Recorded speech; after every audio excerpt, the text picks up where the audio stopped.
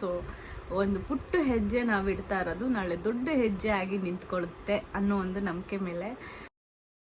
ಇಲ್ಲಾಂದ್ರೆ ಬಾಯ ಮುಚ್ಕೊಂಡು ಇದ್ಬಿಡಿ, ಅದ್ ಬಿಟ್ಬಿಟ್ಟು ಇನ್ನೊಬ್ರಿಗೆ ಅವನ ಕೈಯಲ್ಲಿ ಆಗಲ್ಲ.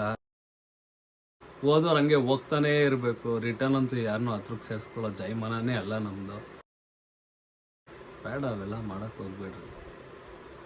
ನಿಮ್ಮ ಯೋಗ್ಯತೆಗೆ ಅದು ಸರಿ ಹೋಗಲ್ಲ. ನಮ್ಮ ತಲೆಯಲ್ಲಿರೋದೇನು, ನಾವು ಬೆಳಿಬೇಕು, ಬೆಳೆದು ತೋರಿಸ್ಬೇಕಷ್ಟೇ, ಬೇರೆ ಇನ್ನೇನಿಲ್ಲ ನಮ್ಮ ತಲೆಯಲ್ಲಿ.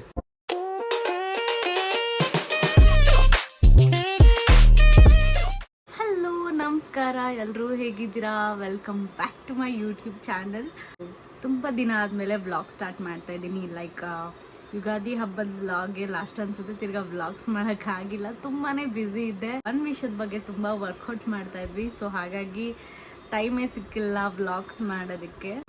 ಸೊ ಲೈಫ್ ಅಪ್ಡೇಟ್ ಅಂತ ಕೂಡ ಹೇಳ್ಬೋದು. ಈ ವ್ಲಾಗಲ್ಲಿ ಏನಾಗ್ತಿದೆ, ಏನು ಮಾಡೋಕ್ಕೆ ಹೊರಟಿದ್ದೀವಿ ಅಂತ ಹೇಳಿ ಕೂಡ ನನಗೆ ತುಂಬಾ ಖುಷಿ ಆಗ್ತಿದೆ ಈ ವಿಷಯನ ನಾನಿಲ್ಲಿ ಶೇರ್ ಮಾಡ್ಕೊಳ್ತಾ ಇರೋದಕ್ಕೆ. ಕೆಲವೊಬ್ಬರು ಅಸೂಯೆ ಬೀಳ್ಬೋದು, ಚೆನ್ನಾಗಾಗ್ಬಿಡ್ತಾರೆ ಹಂಗೆ ಹಿಂಗೆ ಅಂತೆಲ್ಲ. ಸೊ ಅದ್ರ ಬಗ್ಗೆ ನಾನು ತಲೆ ಕೆಡ್ಸ್ಕೊಳ್ಳೋದಿಲ್ಲ. ಹೇಳ್ತಾರೆ, ನನ್ನ ಮನೇಲೆಲ್ಲ ಹೇಳ್ತಾಯಿದ್ರು, ಇವಿಲ್ ಐಸು ಮನುಷ್ಯನ ಕೆಟ್ಕಣ್ಗೆ ಮರನೇ ಸಿಡ್ದೋಗ್ಬಿಡುತ್ತಂತೆ, ಇವಿಲ್ ಐಸ್ ಜಾಸ್ತಿ ಅಂತ. ಬಟ್ ದೇವರು ಅನ್ನೋ ಒಂದು ಶಕ್ತಿ ನನ್ನ ಜೊತೆ ಇದೆ ಅಂತ ನಾನು ತುಂಬಾ ನಂಬಿದ್ದೀನಿ. ಆ ಶಕ್ತಿ ಯಾವತ್ತೂ ನನ್ನ ಕೈ ಬಿಡೋದಿಲ್ಲ. ಆ್ಯಂಡ್ ಈ ಫೀಲ್ಡಲ್ಲಿ ವರ್ಕ್ ಮಾಡೋಕ್ಕೆ ನನಗೆ ತುಂಬ ಖುಷಿ ಇದೆ. ಬಿಕಾಸ್ ನಮ್ಮ ತಂದೆ ಆಸೆ ಕೂಡ, ಅವರು ಮಾಡಬೇಕು ಅಂತ ಹೇಳಿ ಅನ್ಕೊತಾ ಇದ್ರು. ಅಷ್ಟರಲ್ಲಿ ಅವ್ರಿಗೆ ಹುಷಾರಿರಲಿಲ್ಲ. ಸೊ ಅವ್ರ ಕೈಲಿ ಮಾಡೋಕ್ಕಾಗಲಿಲ್ಲ. ಇನ್ನೊಂದು, ಕೆಲವ್ರಂತೂ ತುಂಬ ಮಾತುಗಳು ಮಾತಾಡಿದರು. ಸೊ ಎಲ್ಲನೂ ಪ್ರೂವ್ ಮಾಡೋ ಕಾಲ ಕೂಡ ಬಂದಿದೆ ನಮಗೆ ಅಂತ ಹೇಳಿ ಅನ್ಕೋಬೋದು. ಸೊ ಶ್ರಮ ಇದ್ದಿದ್ದ ಜಾಗದಲ್ಲಿ ಜಯ ಸಿಕ್ಕೇ ಸಿಗುತ್ತೆ. ಸೊ ಇದನ್ನು ನಂಬಿ ಜೀವನ ಮಾಡ್ತಾ ಇರೋಳು ನಾನು. ಸೊ ಈ ವಿಷಯನ ನಾನು ವ್ಲಾಗ್ಸಲ್ಲಿ ಶೇರ್ ಮಾಡಬೇಕು ನಂದು ಅಂತ ಹೇಳಿ ತುಂಬಾ ಖುಷಿಯಿಂದ ಮಾಡ್ತಾ ಇದ್ದೀನಿ. ಐ ನೋ ಕೆಲವ್ರಂತೂ ತುಂಬ ಹುರ್ಕೊತಾರೆ. ಎಲ್ಲ ದೊಡ್ಡ ದೊಡ್ಡ ವಿಷಯನೂ ಚಿಕ್ಕದ್ರಿಂದನೇ ಆಗಿರೋದು. ಸೊ ಒಂದು ಪುಟ್ಟ ಹೆಜ್ಜೆ ನಾವು ಇಡ್ತಾ ಇರೋದು ನಾಳೆ ದೊಡ್ಡ ಹೆಜ್ಜೆ ಆಗಿ ನಿಂತ್ಕೊಳ್ಳುತ್ತೆ ಅನ್ನೋ ಒಂದು ನಂಬಿಕೆ ಮೇಲೆ ನಾವು ಮಾಡ್ತಾ ಇದ್ದೀವಿ. ಸೊ ನಮಗಂತೂ ತುಂಬಾ ಖುಷಿ ಇದೆ. ಒಂದು ಹೆಜ್ಜೆ ಇಡಬೇಕು ಮುಂದೆ. ಇವತ್ತು ಪುಟ್ಟ ಹೆಜ್ಜೆ ಇಟ್ಟಿರ್ತೀನಿ, ನಾಳೆ ಅದು ದೊಡ್ಡದಾಗೆ ಆಗುತ್ತೆ. ಈ ಮಾತಂತೂ ನೆನಪಲ್ಲಿ ಇರಲೇಬೇಕು. ಯಾಕಂದರೆ ಇವತ್ತು ನಾನೇನು ಹೆಜ್ಜೆ ಇಡ್ತಾಯಿದ್ದೀನಿ ಅದು ದೊಡ್ಡದಾಗಿ ಬೆಳಿಬೇಕು ಅನ್ನೋದೇ ನನ್ನ ಆಸೆ. ಸೊ ನನಗೆ ಒಳ್ಳೇದು ಬಯಸೋರ್ಗಂತೂ ಈ ವಿಷಯ ಕೇಳಿ ತುಂಬ ಖುಷಿಯಾಗಿರುತ್ತೆ. ಬಟ್ ಏನು ಬಿಸ್ನೆಸ್ ಮಾಡ್ತಾಯಿದ್ದೀನಿ ಏನು ಅಂತ ಹೇಳಿ ಅಪ್ಕಮಿಂಗ್ ವ್ಲಾಗ್ಸಲ್ಲಿ ನೀವೇ ನೋಡ್ತೀರಾ ಏನು ಬಿಸ್ನೆಸ್ ಏನಂತ ಹೇಳಿ. ಬಟ್ ಬಿಸ್ನೆಸ್ ಸ್ಟಾರ್ಟ್ ಮಾಡಿದ್ದೀವಿ ಅನ್ನೋದಂತೂ ಇದು ಎಲ್ಲ ಆಗಿದೆ. ಲೈಕ್ ಅಡ್ವಾನ್ಸ್ ಪೇಮೆಂಟ್ ಎಲ್ಲದಕ್ಕೂ ಕೊಟ್ಬಿಟ್ಟಿದ್ದೀವಿ, ಪರ್ಚೇಸು ಮಾಡಿಬಿಟ್ಟಿದ್ದೀವಿ. ಸೊ ಒಳ್ಳೆ ದಿನ ನೋಡಿ ಬಿಸ್ನೆಸ್ ಸ್ಟಾರ್ಟ್ ಮಾಡಬೇಕು. ಸೊ ಆಲ್ಮೋಸ್ಟ್ ನಮಗಿನ್ನೊಂದು 2-3 ದಿನ ಟೈಮ್ ಇದೆ ಮಾಡೋದಕ್ಕೆ. ಅಷ್ಟರಲ್ಲಿ ಪ್ರಿಪ್ರೇಷನ್ಸ್ ಎಲ್ಲ ನಡೀತಿದೆ. ಏನೇನು ಪ್ರಿಪ್ರೇಷನ್ಸ್ ನಡೀತಿದೆ ಅಂತ ಹೇಳಿ ನಿಮಗೆ ವ್ಲಾಗ್ಸಲ್ಲಿ ಅಪ್ಡೇಟ್ ಮಾಡ್ತೀನಿ. Here come my business partner, also my partner in crime, everything. Partner ಏನು ಅನ್ನಿಸ್ತಾ ಇದೆ? ಏನಿಲ್ಲ, ತುಂಬಾ ವರ್ಷದ ಕನಸು ಇವಾಗ ನನ್ಸಾಗ್ತಿದೆ. ಏನೋ ಒಂಥರ ಎದೆಲಿ ಖುಷಿ, ಏನು ಹೇಳ್ಬೇಕು ಅನ್ನೋದು ಮಾತೇ ಬರ್ತಾ ಇಲ್ಲ. ನಿಮ್ಮ ಸಪೋರ್ಟು ಸದಾ ನಮ್ಮ ಮೇಲೆ ಹೀಗೆ ಇರಲಿ. ಏನೋ ಬಡವ್ರ ಮಕ್ಕಳು ಬೆಳಿಬೇಕು ಅಂತಾರಲ್ಲ, ಆ ಥರ ಜೀವನದಲ್ಲಿ ಏನೋ ಒಂದು ಹೊಸದಾಗಿ ನಮ್ಮದು ಅಂತ ಸ್ವಂತ ಮಾಡ್ತಾ ಇದ್ದೀವಿ. ಕೆಲವ್ರಿಗೆ ಅದು ಚಿಕ್ಕದೇ ಇರ್ಬೋದು, ಬಟ್ ನಮ್ಮ ಲೈಫ್ ಸ್ಟೈಲ್ ತಕ್ಕನಂಗೆ ಅದು ದೊಡ್ಡದೇ. ನಮ್ದು ಅದು ದೊಡ್ಡದೇ. ಸೀರಿಯಸ್ ಆಗಿ ತುಂಬಾ ದೊಡ್ಡದು ಅನ್ನೋದಕ್ಕಿಂತ ದೊಡ್ಡದಾಗಿ ಡ್ರೀಮ್ ಮಾಡಿದ್ವಿ, ದೊಡ್ಡದಾಗಿ ಆಗ್ತಿದೆ. ಖುಷಿ ಹೇಳ್ಕೊಳಕ್ ಆಗದೆ ಇರೋಷ್ಟು ಖುಷಿ ಆಗ್ತಿದೆ. ಎಂತಕ್ಕಂದ್ರೆ ಕೆಲವರು ನಮ್ಮ ಬಗ್ಗೆ ತುಂಬಾ ಮಾತಾಡಿದ್ರು ಒಂದು ಟೈಮಲ್ಲಿ. ಅದೆಲ್ಲ ಈಗ ಅವ್ರಿಗೆಲ್ಲ ಮೋಸ್ಟ್ಲಿ ರಿಪ್ಲೈ ಕೊಡೋ ಟೈಮ್ ಬಂದಿದೆ ಅಂತ ಅನ್ಸುತ್ತೆ ನನ್ನ ಪ್ರಕಾರ. ಒಟ್ನಲ್ಲಿ ತುಂಬಾ ಖುಷಿ. ದೊಡ್ಡ ವಿಷಯ ಆದ್ರೂ ಅಷ್ಟೇ ಪುಟ್ಟ ಹೆಜ್ಜೆಯಿಂದಾನೇ ಶುರು ಆಗೋದು. ನಾಳೆ ಅದು ಹೆಮ್ಮರವಾಗಿ ಬೆಳೆಯುತ್ತೆ. ಸೊ ಇವತ್ತು ನಾವು ಇಡ್ತಾ ಇರೋದು ಒಂದು ಪುಟ್ಟ ಹೆಜ್ಜೆನೇ ಇಡ್ತಾ ಇರ್ಬೋದು, ನಾಳೆ ಅದು ದೊಡ್ಡದು ಆಗೇ ಆಗುತ್ತೆ. ಈ ಮಾತಂತೂ ಖಂಡಿತ ನಿಜ. ಹೌದು. ಸೊ ನಮ್ಗಂತೂ ಇದು ಡ್ರೀಮ್ ಕಮ್ ಟ್ರೂ ಮೂಮೆಂಟ್. ಅಂದ್ರೆ ನಿನ್ನೆ ಮೊನ್ನೆಯಿಂದ ನಾವು ಏನು ಸ್ವಂತ ಬಿಸ್ನೆಸ್ ಮಾಡಬೇಕು ಅಂತ ಅನ್ಕೊಂಡಿಲ್ಲ. ಸುಮಾರು ವರ್ಷಗಳಿಗೆ ನಾನಂತೂ ಹೇಳ್ಬೇಕಂದ್ರೆ ನನ್ನ ವೈಫ್ನ ಮದುವೆ ಆಗೋಕ್ಕೂ ಮುಂಚೆಯಿಂದನೂ ಅನ್ಕೊತಾ ಇದ್ದೆ ಸ್ವಂತ ಏನಾದ್ರು ಮಾಡಬೇಕು, ಸ್ವಂತ ಏನಾದರೂ ಮಾಡಬೇಕು ಅಂತ. ಫೈನಲಿ ಸಪೋರ್ಟಿವ್ ಯಾರೂ ಇರಲಿಲ್ಲ ಅವಾಗೆಲ್ಲ. ಫೈನಲಿ ನನ್ನ ಹೆಂಡ್ತಿನೇ ನನಗೆ ಸಪೋರ್ಟಿವು. ಲೈಕ್ ಏನಂದರೆ ಬ್ಯಾಕ್ ಬೋನ್ ಥರ ನಿಂತಿರ್ತಾಳೆ ಎಲ್ಲದಕ್ಕೂ, ನಾನೇನೇ ಮಾಡಲಿ. ಅದು ಮನ್ಸಲ್ಲಿ ತುಂಬ ಖುಷಿ ಇದೆ. ಏನೋ ಫೈನಲಿ ಏನು ಹೇಳಬೇಕು ಅನ್ನೋದು ಅರ್ಥ ಆಗ್ತಿಲ್ಲ. ಒಟ್ನಲ್ಲಿ ಮಾಡ್ತಾಯಿದ್ದೀವಿ, ಇನ್ನೂ ಪ್ರೋಸೆಸ್ ನಡೀತಾ ಐತೆ, ಎಲ್ಲ ಕ್ಲೀನಿಂಗ್ ಸ್ಟೇಜಲ್ಲಿ ಇದ್ದೀವಿ. ಇನ್ನು ಪೂಜೆ ಎಲ್ಲ ಮಾಡಿ ಆಮೇಲೆ ಸ್ಟಾರ್ಟ್ ಮಾಡಬೇಕು. ಏನ್ ಬಿಸ್ನೆಸ್ ಅಂತ ನಾನು ಇನ್ನೂ ಹೇಳಿಲ್ಲ. ನಾನು ಏನು ಹೇಳಿದ್ದೀನಿ ಅಂದ್ರೆ ಸ್ವಲ್ಪ ಬ್ಲಾಗ್ಸ್ ನೋಡ್ತಾ ನಿಮ್ಗೆ ಗೊತ್ತಾಗುತ್ತೆ ಅಂತ ಹೇಳಿದ್ದೀನಿ. ನಾನು ಈಗಲೇ ಹೇಳ್ಬಿಟ್ರೆ ನಿಮ್ಗೆ ಸರ್ಪ್ರೈಸ್ ಇರಲ್ಲ. ನೋಡಿ, ಏನೋ ಒಂದು ಸಣ್ಣದಾಗಿ ಹೆಜ್ಜೆ ಇಕ್ತಾ ಇದ್ದೀವಿ ಲೈಫಲ್ಲಿ. ಖುಷಿ ಇದೆ ಅಷ್ಟೇ. ಏನಂದ್ರೆ ಲೈಫಲ್ಲಿ ಇದೊಂದು ಮೂಮೆಂಟ್ ಇದೆ. ಯಾಕಂದ್ರೆ ನಾವು ನಮಗೋಸ್ಕರ ದುಡಿಲೇಬೇಕಾಗುತ್ತೆ. ಯಾಕಂದ್ರೆ ಇವಾಗ ನಮ್ಗೆ ಆಲ್ರೆಡಿ ಮಗ ಇದ್ದಾನೆ, ಫ್ಯಾಮಿಲಿ ಜವಾಬ್ದಾರಿ ಇದೆ. ನಾವಿವಾಗ ಹೆಜ್ಜೆ ಇಡ್ಲೇಬೇಕು ಮುಂದೆ ದೊಡ್ಡದಾಗಿ. ಹಿಂಗೆ ಕೂತಿದ್ರೆ ನಾವು ಒಬ್ರ ಹತ್ರ ಕೆಲಸ ಮಾಡ್ತಾನೆ ಇರ್ತೀವಿ. ನಾವು 9 to 5 9 to 10 ದುಡ್ಕೊಂಡ್ ಕೊಡ್ತಾನೆ ಇರ್ತೀವಿ, ಅವ್ರು ತಗೋತಾನೆ ಇರ್ತಾರೆ. ಹೊರತು ನಮ್ಮ ಲೈಫ್ಗೆ ಸೆಕ್ಯೂರ್ ಅವ್ರು ಆಗೋದಿಲ್ಲ. ಸೊ ಅವ್ರೇನ್ ಕೆಲಸ ಮಾಡಿಸ್ಕೋತಾರೆ, ಕಳಿಸ್ತಾರೆ. ನಮ್ ಲೈಫ್ ಸೆಕ್ಯೂರ್ ನಾವ್ ಮಾಡ್ಕೋಬೇಕು. ಏನಂದ್ರೆ ಯಾರು ಆಗಲ್ಲ, ನಮ್ದೇನಿದೆ ಅನ್ನೋದು ನಾವು ನೋಡ್ಕೊಳ್ಳೇಬೇಕು. ಅಂಡ್ ಕೆಲವೊಂದು ಏನಂದ್ರೆ ನನ್ನ ಹಸ್ಬೆಂಡ್ಗೆ ಬಂದಿರೋ ಮಾತುಗಳು ನನಗೆ ಆಕ್ಸೆಪ್ಟಬಲ್ ಇಲ್ಲ. ಯಾಕಂದ್ರೆ ಇವ್ನಿಗೆ ಈ ಕೆಲಸ ಹಿಡ್ಕೊಂಡ್ ಈ ಕೆಲಸ ಮಾಡೋದ್ ಬಿಟ್ರೆ ಬೇರೆ ಕೆಲಸನೇ ಮಾಡಕ್ ಬರಲ್ಲ ಅವ್ನ್ಗೆ. ಇವನೇನ್ ಮಾಡ್ಬಿಡ್ತಾನೆ, ಇವನ್ ಕೈಲಿ ಏನು ಮಾಡಕ್ಕಾಗಲ್ಲ, ಆ ಥರ ಎಲ್ಲ ಮಾತುಗಳು ಬಂದಿತ್ತು. ಸೊ ಪ್ರೂವ್ ಮಾಡಬೇಕು. ನನಗೆ ಗೊತ್ತು ನನ್ನ ಗಂಡ ಏನಂತ, ನನ್ನ ಗಂಡನ ಕೈಲಿ ಆಗುತ್ತಾ ಇಲ್ವಾ ಅಂತ. ಕೆಲವೊಂದು ವಿಷಯನ ನಾವು ಪ್ರೂವ್ ಮಾಡಲೇಬೇಕಾಗತ್ತೆ. ಸೊ ಹಾಗಾಗಿ ಮಾಡ್ತಾ ಇರೋದು. ಒಂದು ಹೇಳೋದೇನಂದ್ರೆ, ನಿಮ್ಮ ಕೈಲಿ ಹೆಲ್ಪ್ ಮಾಡೋಕ್ಕಾದ್ರೆ ಮಾಡಿ, ಮಾಡೋಕ್ಕಾಗಿಲ್ಲ ಅಂದರೆ ಬಾಯ ಮುಚ್ಕೊಂಡು ಇದ್ಬಿಡಿ.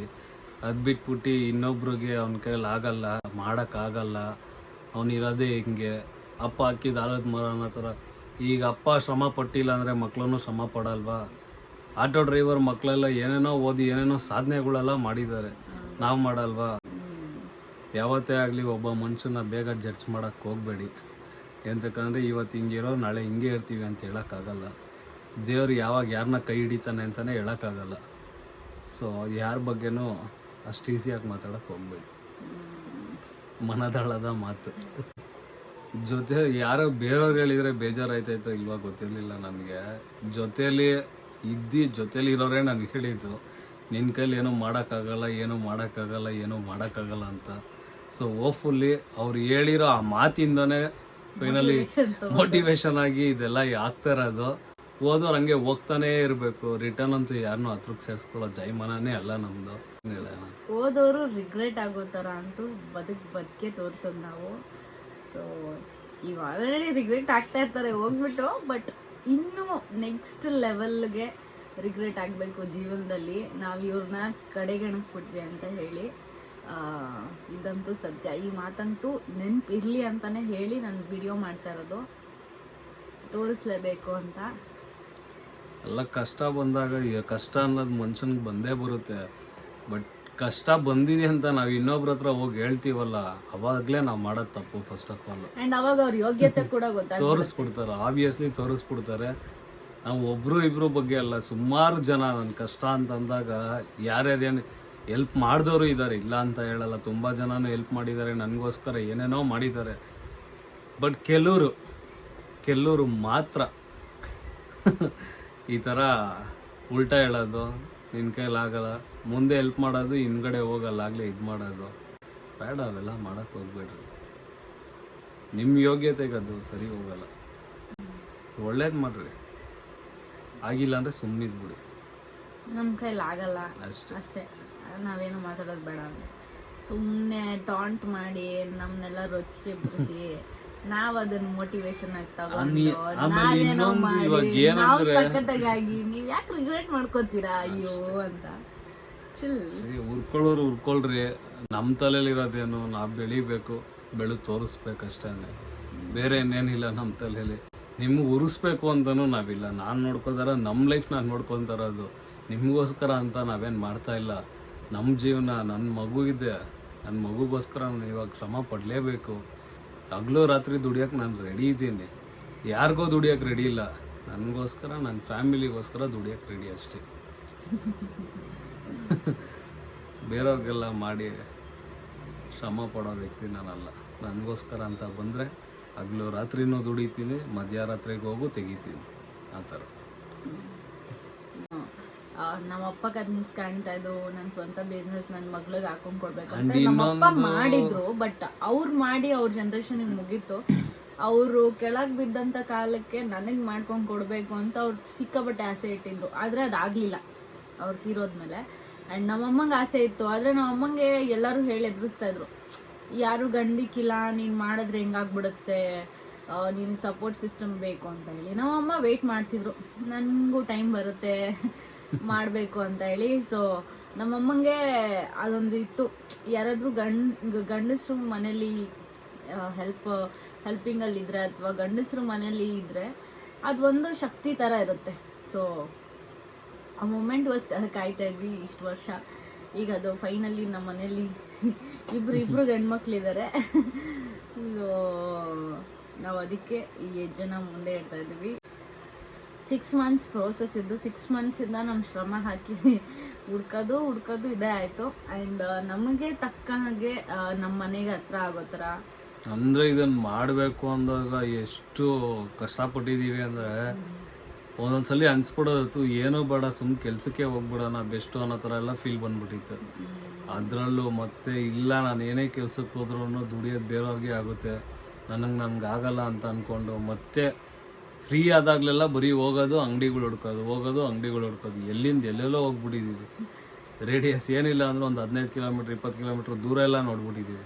ಬಟ್ ಏನಂದರೆ ಅದು ಒಂದು ದಿವಸಕ್ಕಾದರೆ ಓಕೆ, ಬಟ್ ದಿನ ಹೋಗಕ್ಕಾಗ್ತಿರ್ಲಿಲ್ಲ. ಅಷ್ಟು ಹುಡುಕಿ ಶ್ರಮಕ್ಕೇನೆ ದೇವರು ನಮಗೆ ತುಂಬಾನೇ ನಿಯರೆಸ್ಟ್ ಹತ್ರ ಇರೋ ಇದನ್ನ ಹುಡ್ಕೊಂಡು ಹಿಂಗೋ ನಾವೀಗ ವಾಕಬಲ್ ಡಿಸ್ಟೆನ್ಸು 5 ನಿಮಿಷ ಹಿಂಗೆ ನಡ್ಕೊಂಬಂದ್ಬಿಟ್ರೆ ಮನೆಗೆ ಬರ್ಬೋದು, ನಡ್ಕೊಂಡು ಹೋದ್ರೆ ಶಾಪ್ಗೆ ಹೋಗ್ಬೋದು, ಸಾಕು. ಖುಷಿ ಇದೆ.